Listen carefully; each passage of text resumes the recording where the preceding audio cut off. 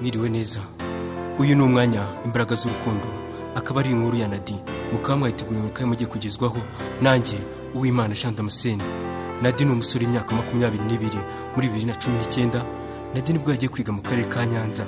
Nadi akihagera yakubitanye n'umukobwa mwiza cyane witwa Kento. Nadi akimukubita amaso yabaye nk'ukwiswe n'inkuba, abiri by'umubiri wose. Iryo joro Nadi ntiyagoheka. Nuko bukeye mu gitondo Nadi yerekeza muri refectoire gufata amafunguro ari kumwe n'inshuti ye yitwa Gaston. Nuko bari gufata amafunguro Nadi yubuye amaso urebye hakurya akubita n'amaso na Kento, maze Nadi akomeza kumwitegereza.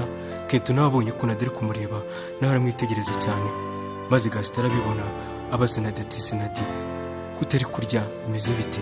Maze Nadi aramubwira tumva Gaston, "Sha ndumva ibiryo bibishye kabisa." Maze Gaston araseka cyane ati "Nadi, nukuntu nzi ukunda umuceri koko. Kuva twaza wimbeshya wakomeje kwitegeza uriya mukobwa cyane, nibigeze uhumbye amaso yawe cyangwa ushaka Nadi uriya mukobwa waramukunze." Ayambwiza ukuri. Maze Nadi yitsa imitima abwira Gaston ati "Umva Gaston, urabizi inshuti yanjye nta kintu naguhisha. Uriya mukobwa Kento ndamukunda gusa ikimbabaza nuko murakoze cyane. Igice cyacu cya mbere ntakirangiriye, bibutsa ko mwakora share ndetse na subscribe na comment kugira ngo ujye mwumva igice cyacu gikurikiyeho. Murakoze, Imana ibarinde."